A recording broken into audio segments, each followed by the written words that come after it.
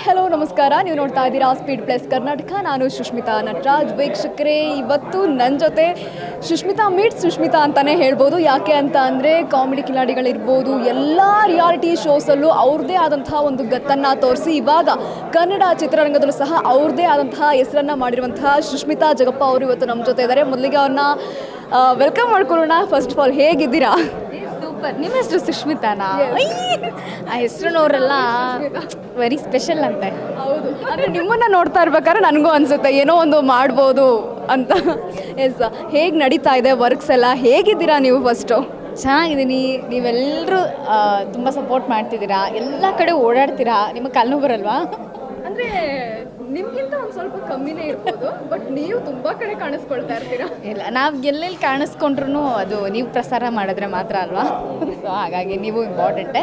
So ನಮ್ಮಿಬ್ಬರ ಕೊಡುಗೆ ಇಂಡಸ್ಟ್ರಿಗೆ ಅಟ್ ಎ ಟೈಮ್ ಹೋದ್ರೇ ರೀಚ್ ಆಗ. ನಾವು ಮಾಡಿರೋ ಕೆಲಸ ನೀವು ರೀಚ್ ಮಾಡಿಸ್ತೀರಾ ಅಷ್ಟೇ. Thank you so much. ಪತ್ರಕರ್ತರಾಗಿರ್ಬೋದು, ಮೀಡಿಯಾ ಆಗಿರ್ಬೋದು, ಅವ್ರು ಏನು ಅನ್ನೋದನ್ನು ನೀವು ತುಂಬ ಚೆನ್ನಾಗಿ ಅರ್ಥ ಮಾಡ್ಕೊಂಡಿದ್ದೀರಾ. ಅಷ್ಟೇ ರೆಸ್ಪೆಕ್ಟ್ ಕೊಟ್ಟಿರಲಿಲ್ಲ. ಟು ಬಿ ಫ್ರ್ಯಾಂಕ್, ನಂಗೆ ಗೊತ್ತಿರಲಿಲ್ಲ ಜರ್ನಲಿಸಮ್ ಅಂದರೆ ಏನು. ಸುಮ್ಮನೆ ಬರ್ತಾರಾ ಅಥವಾ ಕ್ಯಾಮ್ರಾ ಇದ್ದರೆ ಮಾತ್ರ ಜರ್ನಲಿಸಮ್ಮ ಅಂತ. ಐ ನೋ, ಸ್ಟಡಿ ಮಾಡಿರಬೇಕು, ನ್ಯೂಸ್ ಪೇಪರೆಲ್ಲ ಪ್ರತಿದಿನ ಓದಿರಬೇಕು, ಅದ್ರ ಬಗ್ಗೆ ತಿಳ್ಕೊಂಡು ಮಾತಾಡಬೇಕು ಅಂತೆಲ್ಲ ಗೊತ್ತಿತ್ತು. ಈಗಿರೋ ಇದರಲ್ಲಿ ಇನ್ ಡೆಪ್ತ್ ಗೊತ್ತಿರಲಿಲ್ಲ. ಸೊ ರೀಸೆಂಟ್ಲಿ ನನ್ನ ಒಬ್ಬ ಮೀಡಿಯಾ ಫ್ರೆಂಡನ್ನೇ ಟೋಲ್ಡ್ ಎವ್ರಿಥಿಂಗ್. ಹೆಂಗಿರುತ್ತೆ, why we question you on behalf of people, we question you. ಆವಾಗ ನಿಮಗೆ ಜನಗಳು ಕೇಳೋದಕ್ಕಿಂತ ಮುಂಚೆ ನಾವೇ ಕೇಳಿರ್ತೀವಲ್ಲ, ನಿಮ್ಗೊಂದು ಉತ್ತರ ಅಲ್ಲೇ ಸಿಕ್ಬಿಟ್ಟಿರುತ್ತೆ. ಸೊ ಅವ್ರ ಹತ್ರ ನೇರ ಸಂಪರ್ಕದಲ್ಲಿರಲ್ವಲ್ಲ. ಸೊ ನಾವು on behalf of them we talk. ಆವಾಗ ಇಷ್ಟೊಂದೆಲ್ಲ ಇದೆಯಾ, ಇಷ್ಟೊಂದು ಇನ್ ಡೆಪ್ತ್ ಇದೆಯಾ ಅಂತ ನನಗೆ ಆವಾಗ ಗೊತ್ತಾಗಿದೆ. Thank you so much. ಪತ್ರಕರ್ತರ ಬಗ್ಗೆ ನೀವು ಇಷ್ಟೊಂದು ಗೌರವ ಕೊಟ್ಟು ಇಷ್ಟೊಂದು ಪ್ರೀತಿಯಿಂದ ಮಾತಾಡ್ತಿರೋದು ನನಗೆ ಈ ಫೀಲ್ಡಲ್ಲಿರೋದಕ್ಕೆ ನನಗೂ ಒಂದು ರೆಸ್ಪೆಕ್ಟ್ ಅನ್ನೋ ಥರ ಫೀಲ್ ಆಗ್ತಿದೆ. Thank you so much. And ಇವಾಗ ನೋ ಕೊಕೆನ್ ಅನ್ನುವಂಥ ಮೂವಿಲಿ ನೀವು ನಟನೆ ಮಾಡ್ತಾ ಇದ್ದೀರಾ. ಹೇಗೆ ಆದರೂ ಇನ್ಸ್ಟಾಗ್ರಾಮಲ್ಲಿ ನಿಮಗೆ ಆದಂಥ ಒಂದು ಫ್ಯಾನ್ ಫಾಲೋವರ್ಸ್ ಇದ್ದಾರೆ. ಅದೇ ರೀತಿಯಾಗಿ ನಿಮ್ಮ ಇನ್ಸ್ಟಾ ಕೂಡ ಸಸ್ಪೆಂಡ್ ಆಗಿತ್ತು. ಇವಾಗ ಈ ಮೂವಿಲೂ ಸಹ ಇನ್ಸ್ಟಾ ಇನ್ಫ್ಲುಯೆನ್ಸರ್ ಆಗಿ ವರ್ಕ್ ಮಾಡ್ತಾ ಇದ್ದೀರಾ. ಹೇಗೆ ಅನ್ನಿಸ್ತಾ ಇದೆ? ಮತ್ತೆ ಅದೇ ಇದು, but no cocaine, it's totally different, ಒಂದು ಸಮಾಜಕ್ಕೆ ಸಂದೇಶ ಕೊಡುವಂಥದ್ದು. ಇದರಲ್ಲಿ ನಿಮ್ಮ ಪಾತ್ರ ಯಾವ ರೀತಿ ಇದೆ? ಸಿನಿಮಾ ಬಗ್ಗೆ ಏನು ಹೇಳ್ತೀರಾ? ಈ ಕಾನ್ಸೆಪ್ಟೇ ಫಸ್ಟ್ ಆಫ್ ಆಲ್ ಓಕೆ ಅಂತ ಹೇಳಿದ್ದು. ಇದರಲ್ಲಿ ಇಷ್ಟು ದೊಡ್ಡ ಪಾತ್ರಕ್ಕಿಂತ ಹೆಚ್ಚಾಗಿ ಅದರಲ್ಲಿ ಏನೇ ಪಾತ್ರ ಇದ್ದಿದ್ರು ನಾನು ಸುಮ್ಮನೆ ಪಾಸಿಂಗ್ ಶಾರ್ಟ್ ಆಗಿದ್ರು ನಾನು ಮಾಡ್ತಿದ್ದೆ. ಬಿಕಾಸ್ ಈ ಒಂದು ಸಿನಿಮಾದಲ್ಲಿ ಒಂದು ಪಾರ್ಟ್ ಆಫ್ ಇದೀನಲ್ಲ ನಾನು ಅನ್ನೋದೇ ಒಂದು ಖುಷಿ ಇತ್ತು. ಬಿಕಾಸ್ ಈಗಿನ ಜನ್ರೇಷನಲ್ಲಿ ಇದನ್ನು ತುಂಬ ತಿಳ್ಕೊಬೇಕಾಗಿರೋ ಅಂಥದ್ದು.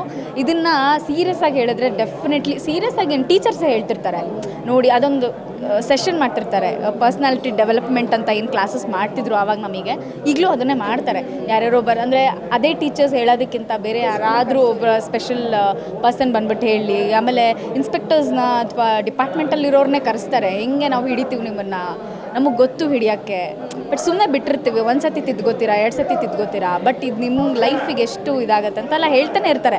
ಹಂಗೆ ಹೇಳಿದ್ರೆ ಯಾರು ಕೇಳ್ತಾರೆ? ನಮ್ಮ ಆ ಏಜಲ್ಲೇ ನಾವು ಕೇಳ್ತಿರ್ಲಿಲ್ಲ. ಸೊ ಸಿನಿಮಾ ಮೂಲಕ, ಎಂಟರ್ಟೈನ್ಮೆಂಟ್ ಮೂಲಕ, ತಮಾಷೆ ಮೂಲಕ ಹೇಳಿದಾಗ ಅವ್ರು ಡೆಫಿನೆಟ್ಲಿ ರೀಚ್ ಆಗುತ್ತೆ ಅನ್ನೋ ಒಂದು 1000% ಕಾನ್ಫಿಡೆಂಟ್ ನಮಗಿದೆ. ಹಾಗಾಗಿ we are reaching through comedy ಅಷ್ಟೇ. ಇದು ಯಾವ ರೀತಿ ಇದೆ ಅಂದರೆ, ನಮಗೆ ಇವಾಗ ಸೋಷಲ್ ಸೈನ್ಸ್ ಎಲ್ಲ ಇರಬೇಕಾದ್ರೆ ನಮಗೆ ಅವ್ರು ಎಷ್ಟೇ ಲೆಸನ್ ಮಾಡಿದ್ರು ಅರ್ಥ ಆಗಲ್ಲ.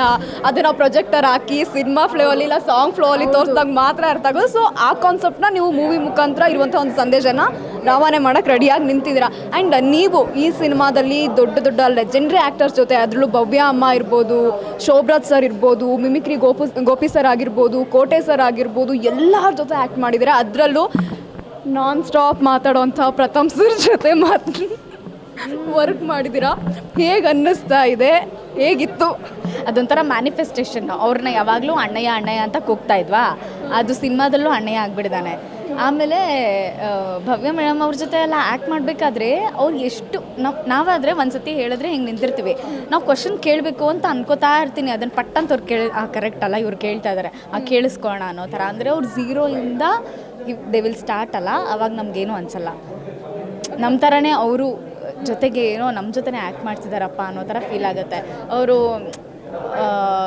ಏನೇ ನಾನು ಕ್ವೆಶನ್ ಕೇಳಬೇಕು ಅಂತ ಅಂದ್ಕೊಂಡಾಗಲೂ ಅವ್ರು ಕೇಳ್ತಿದ್ರಲ್ಲ, ಆವಾಗ ಓಕೆ. ಅಂದರೆ ಈಗ ನನಗೊಂದು ಡೌಟ್ ಇರುತ್ತೆ, ನಂಗೆ ಭಯ ಇರುತ್ತೆ, ಅದೇನಾರ ಸ್ಟುಪಿಡ್ ಕ್ವೆಶನ್ನ ಇಲ್ಲ ನಾನೇನಾರ ಓವರ್ ಥಿಂಕ್ ಮಾಡ್ತಾ ಇದ್ದೀನಾ ಅಂತ ನನಗೆ ಅನಿಸ್ತಾ ಇರುತ್ತೆ. ಬಟ್ ಅವ್ರು ಪಕ್ಕಂತ ಕೇಳಿದಾಗ ಪರವಾಗಿಲ್ಲ, ಅವ್ರಿಗೂ ಅದೇ ಕ್ವೆಶನ್ ಬಂತ, ಹಂಗಾರೆ okay I mean right way okay ಅಂತ ಅನಿಸುತ್ತೆ. ಸೊ ಹಾಗಾಗಿ ನಿಜವಾಗ್ಲೂ ಶೋಭ್ರಾಜ್ ಸರ್ ಜೊತೆ ಇದು ಸೆಕೆಂಡ್ ಸಿನಿಮಾ ನಂದು. ಅವ್ರದ್ದು ಕಾಂಬಿನೇಷನ್ ಇಲ್ಲ ನಂದು, ಬಟ್ ಈ ಸಿನಿಮಾದಲ್ಲಿದ್ದಾರೆ ಅವರು. ಜಾಲಿ ಸಿನಿಮಾ ರಿಲೀಸ್ ಆಗ್ತಿದೆಯಲ್ಲ, ಸೊ ಅದರಲ್ಲಿ ನಾವು ಕಾಂಬಿನೇಷನ್ ಇದ್ದೀವಿ. ಸೊ ಅಟ್ ಎ ಟೈಮಲ್ಲಿ 2 ಮೂವಿ ಎಸ್. ಆಮೇಲೆ ಕೋಟೆ ಪ್ರಭಾಕರಣ್ಣ ಮತ್ತು ಗೋಪಿ ಅಣ್ಣ ಎಲ್ಲ ಒಂದು ಇಡೀ ಶೋನೇ ಮಾಡಿದ್ದೀವಿ ಸೊ ರೀಸೆಂಟಾಗಿ. ಸೊ ಅದೊಂದು ಒಳ್ಳೆ ಎಕ್ಸ್ಪೀರಿಯನ್ಸು. ಡೈರೆಕ್ಟರ್ಸು ಮತ್ತು ಕ್ಯಾಮ್ರಾಮನ್ ಸರ್ ಅಂತ ಬಂದರೆ ಅಫ್ಕೋರ್ಸ್ ಅವರು ಪ್ರತಿ ಸಿನಿಮಾದಲ್ಲೂ ಬೇರೆ ಬೇರೆಯವರು ಇರ್ತಾರೆ. ಸಮ್ಟೈಮ್ಸ್ ಅವರೇ ಸಿಕ್ಕಿದ್ರೂ ಹೊಸ ಪ್ರಯತ್ನ ಇದ್ದಂಗೆ ಅದು.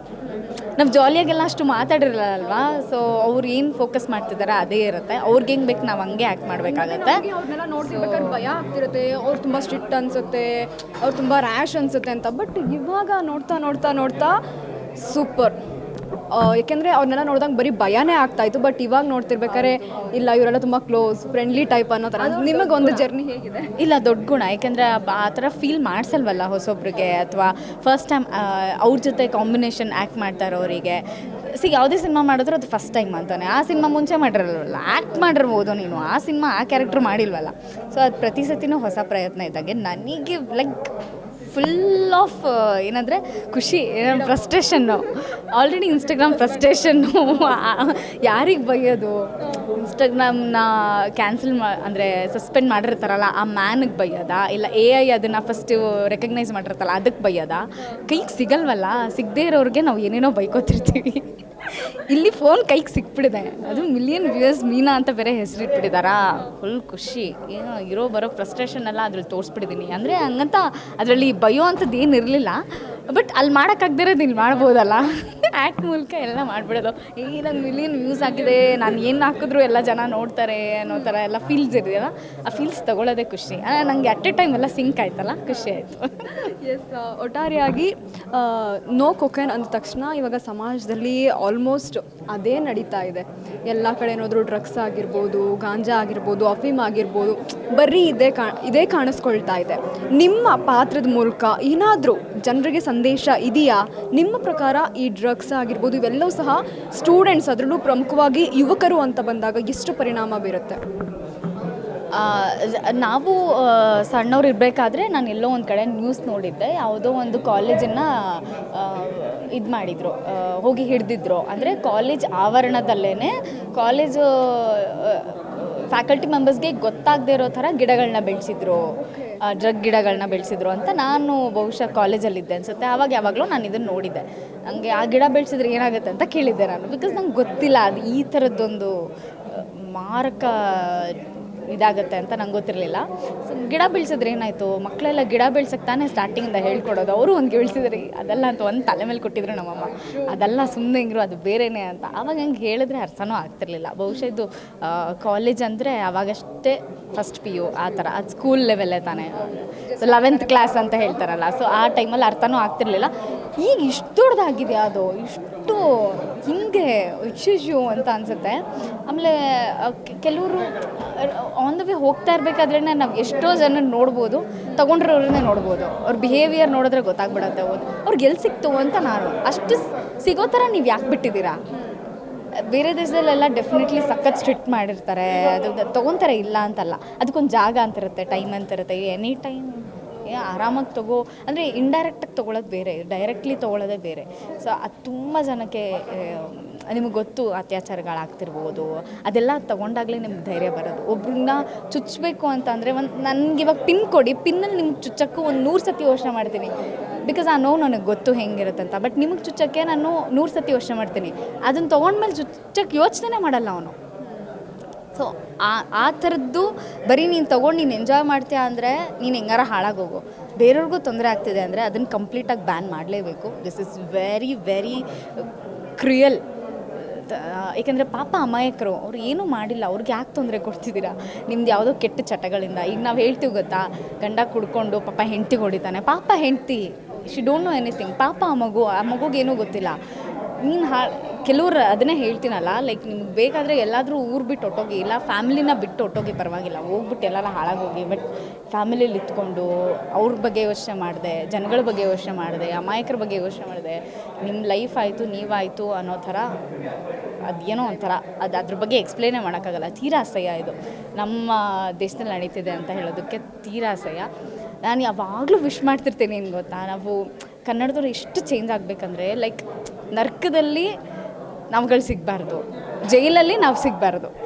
ಅಂದರೆ ಎಲ್ಲಪ್ಪ ಇವ್ರು ಸಿಗ್ತಾನೆ ಇಲ್ವಲ್ಲ ನರ್ಕದಲ್ಲಿ, ಅಂದರೆ ನಾವು ಅಷ್ಟು ಒಳ್ಳೆ ಕೆಲಸಗಳನ್ನ ಮ್ಯಾಕ್ಸಿಮಮ್ ಮಾಡಬೇಕು. ಆಮೇಲೆ ಜೈಲಲ್ಲಿ ಕಳ್ತನ ಮಾಡೋದಾಗಲಿ, ಸುಲಿಗೆ ಮಾಡೋದಾಗಲಿ, ರೇಪ್ ಮಾಡೋದಾಗಲಿ ಅಥವಾ ಕೊಲೆ ಮಾಡೋದಾಗಲಿ ಇದು ಯಾವುದೂ ಮಾಡದೆ ನಾವು ಕನ್ನಡದವರು ಫುಲ್ ಪ್ಯೂರೆಸ್ಟ್ ಆಗಿದ್ದರೆ ಎಷ್ಟು ಚೆನ್ನಾಗಿ, ಅದೊಂದು ಇಮ್ಯಾಜಿನೇಷನ್ ಅಲ್ವಾ. ಆ ಎರಡು ಜಾಗದಲ್ಲಿ ತುಂಬ ಜನ ಕಾಣಿಸ್ಕೊತಾ ಇದ್ದಾರೆ. ನಾವುಗಳು ಕಾಣಿಸ್ಕೊಳ್ತಾ ಇದ್ದಾರೆ. ನಮಗೆ ಈಗ ಇಲ್ಲಿ ಮಾಡಿರೋರು ತೆಲುಗು ಅವರು ಇರ್ತಾರೆ, ತಮಿಳವರು ಇರ್ತಾರೆ, ಬಟ್ ನಮ್ಮ ಬಗ್ಗೆ ಫಸ್ಟ್ ಯೋಚನೆ ಮಾಡೋಣ ಅಲ್ವಾ. ಪ್ರಾಪರಾಗಿ ಬೆಂಗಳೂರು, ಕರ್ನಾಟಕ ಎಲ್ಲ ಥರದ ಜನಗಳಿರೋವಾಗ ಅವ್ರಗಳ ಥರ ನಾವು ಇನ್ಫ್ಲೂಯೆನ್ಸ್ ಆಗೋದು ಬೇಡ, ನಮ್ಮ ಥರ ನಾವು ಬಿಟ್ಕೊಡೋದು ಬೇಡ. ನಮ್ಮ ಸಂಸ್ಕೃತಿ ಸಂಸ್ಕಾರನೇ ಬೇರೆ ಇದೆ. ನಾವು ತೀರ್ಥ ಸೇವನೆ ಅಂತ ಹೇಳ್ತೀವಿ ದೇವಸ್ಥಾನದಲ್ಲಿ, ಅದು ತೀರ್ಥ ಅಂದರೆ ಇವಾಗ ಬೇರೆಯೇ ಹೇಳ್ತಾರೆ, ಅದಕ್ಕೊಂದು ಬೇರೆ ಅರ್ಥನೇ ಸೃಷ್ಟಿ ಮಾಡಿಬಿಟ್ಟಿದ್ದಾರೆ. ಸೊ ಇದನ್ನೆಲ್ಲ ಬಿಟ್ಟು ನಾವು ಒಂದು ಸ್ವಲ್ಪ ಸಪ್ರೇಟ್ ಆಗೋಣ ಅಂತ ಅನಿಸುತ್ತೆ. ನೋಡಬೇಕು. ಐ ವಿಶ್ ಆಲ್ವೇಸ್ ಅಂದರೆ ನಮಗೆ ಇದೇ ಒಂದು ಮಾಧ್ಯಮ ಇರೋದು. ನಮಗೆ ಸಿನಿಮಾ ಬಿಟ್ಟರೆ ಬೇರೆ ಯಾವ ಮೂಲಕನೂ ನಾವು ಏನೂ ಎಕ್ಸ್ಪ್ಲೈನ್ ಮಾಡೋಕ್ಕಾಗಲ್ಲ, ಹೇಳೋಕ್ಕೂ ಆಗಲ್ಲ. ಹೇಳಿದ್ರೆ ಕೇಳೋವಂಥ ಪರಿಸ್ಥಿತಿಲಿ ಯಾರೂ ಇಲ್ಲ. ಇಟ್ಸ್ ಬೆಟರ್ ನಾವು ಇರೋದ್ರಲ್ಲಿ. I feel so lucky that ಇದ್ರ ಮೂಲಕ ಏನಾದರೂ ಸಂದೇಶ ಕೊಡ್ಬೋದಲ್ಲ. ಈ ಸಿನಿಮಾ ಅಂತಲ್ಲ, ಎಲ್ಲ ಬೇರೆ ಬೇರೆ ಸಿನಿಮಾಗಳೆಲ್ಲ. ಇನ್ನೊಂದು ಜಾಲಿ ಮೂವಿ ಅಂತ ಏನು ಹೇಳಿದೆ, ಅದರಲ್ಲೂ ಒಂದು ರಿಲೇಷನ್ಶಿಪ್ ಅಂದರೆ ಹೇಗಿರಬೇಕು ಅನ್ನೋದ್ರ ಬಗ್ಗೆನೇ ಇರೋದು. ಸೊ ಹಾಗಾಗಿ ಕೆಲವೊಂದು ವಿಷಯಗಳನ್ನ ಈಸಿಯಾಗಿ ಕಾಮಿಡಿ ಮೂಲಕ, ತಮಾಷೆ ಮೂಲಕ, ಎಂಟರ್ಟೈನ್ಮೆಂಟ್ ಮೂಲಕ, ಸಾಂಗ್ ಮೂಲಕ ಹೇಳೋದಿದೆಯಲ್ಲ, ಅದಕ್ಕೆ ನಾವು ಪುಣ್ಯ ಮಾಡಿದ್ವಿ ಅಂತ ಅನಿಸುತ್ತೆ. ಎಸ್, ಇಷ್ಟೊತ್ತವರೆಗೂ ನೀವು ಕರ್ನಾಟಕ ಆಗಿರ್ಬೋದು, ಕನ್ನಡಿಗರಾಗಿರ್ಬೋದು, ಇದ್ರ ಬಗ್ಗೆ ನಾವು ಮಾತಾಡ್ತಾ ಇದ್ವಿ. ಆದರೆ ಪ್ರಮುಖವಾಗಿ ನಮ್ಮ ಕರ್ನಾಟಕದಲ್ಲಿ ಮತ್ತು ತಮಿಳ್ನಾಡಲ್ಲಿ ನಡೀತಾ ಇರುವಂಥ ಒಂದು ವಿಚಾರ ಅಂದರೆ ಕಾವೇರಿಗೋಸ್ಕರ ಸಾಕಷ್ಟು ಹೋರಾಟಗಳೆಲ್ಲ ನಡೀತಾ ಇದೆ. ಸಾಕಷ್ಟು ಬಾರಿ ಈ ಹಿಂದೆಯಿಂದ ನಡ್ಕೊಂಡು ಬಂದಿದೆ. ಸಾಕಷ್ಟು ಜನ ಕಲಾವಿದರು ಎಂಟ್ರಿ ಆಗ್ತಿದ್ದಾರೆ. ನಿಮಗೇನು ಅನಿಸುತ್ತೆ ಅಂದರೆ ನಮ್ಮ ನೆಲದ ನೀರು, ನಮ್ಮ ನೆಲ ಆಗಿರ್ಬೋದು, ನಮ್ಮ ಭಾಷೆ ಆಗಿರ್ಬೋದು, ಇವೆಲ್ಲವೂ ಸಹ ಬಿಟ್ಕೊಡ್ತಾ ಹೋದರೆ ಕೊನೆಗೆ ನಮ್ಮ ಕನ್ನಡಿಗರಿಗೆ ಏನು ಉಳ್ಕೊಳ್ಳುತ್ತೆ ಅನಿಸುತ್ತೆ? ನಾವು ಆಲ್ರೆಡಿ ನಮ್ಮ ಊರನ್ನ ಬಿಟ್ಕೊಟ್ಬಿಟ್ಟಿದ್ದೀವಿ. ಫಸ್ಟ್ ಆಫ್ ಆಲ್ ನಾವೇ ಇಲ್ಲ, ನಾವು ಊರು ಬಿಟ್ಟೆಲ್ಲ ಹೋಗಿ ಬೇರೆ ಕಡೆ ಸೈಟ್ ತೊಗೊಂಡು, ಜಮೀನು ತೊಗೊಂಡು, ಇಲ್ಲ ಇಲ್ಲಿರೋ ಸೈಟ್ನ ಮಾರಿ ಬೇರೆ ಕಡೆ ಹೋಗ್ಬಿಟ್ಟು ಜೀವನ ಮಾಡುವಂಥ ಪರಿಸ್ಥಿತಿಗೆ ಆಲ್ರೆಡಿ ಬಂದಿದ್ದೀವಿ. ನೀರು, ಊಟ, ಅಕ್ಕಿ, ಬೇಳೆ ಎಲ್ಲ ಕೊಟ್ಬಿಟ್ರೆ ಮುಗಿದೋಯ್ತು. ಇನ್ನು ಈಗ ಬರೀ ಜಸ್ಟ್ ನಿಮಗೆ ಬಂದು ಇರಿ ಅಂತ ಹೇಳಿದ್ದಕ್ಕೇ ನಮ್ಮ ಮೇಲೆ ದರ್ಪ ಮಾಡುವಂಥ ಜನಗಳು ಜಾಸ್ತಿ ಆಗಿದ್ದಾರೆ. ಇನ್ನು ಪ್ರತಿಯೊಂದು ನಮ್ಮ ನೆಲದಲ್ಲಿ ಬರುವಂಥ, ಅಂದರೆ ನ್ಯಾಚುರಲಿ ಬರುವಂಥದ್ದನ್ನೆಲ್ಲ ಬಿಟ್ಬಿಟ್ರೆ ಇನ್ನು ಅಷ್ಟೇ ನೆಲಸಮ ಮಾಡಿಬಿಡ್ತಾರೆ, ಹೋಗ್ಬಿಡ್ತೀವಿ ನಾವು ಅಷ್ಟೇ. ಮೋಸ್ಟ್ಲಿ ಈ ಊರಲ್ಲ, ಈ ದೇಶನೇ ಬಿಟ್ಟು ಹೋಗುವಂಥ ಪರಿಸ್ಥಿತಿ ಬರ್ಬೋದು. ಸೊ ಹಾಗಾಗಿ ನಾನು ಏನು ಹೇಳ್ತೀನಿ, ಲೈಕ್ ಈಗ ಆಲ್ರೆಡಿ ನಾವೆಲ್ಲ ತುಂಬ ಚಿಕ್ಕವರು ಈ ವಿಷಯ ಮಾತಾಡೋದಕ್ಕೆ.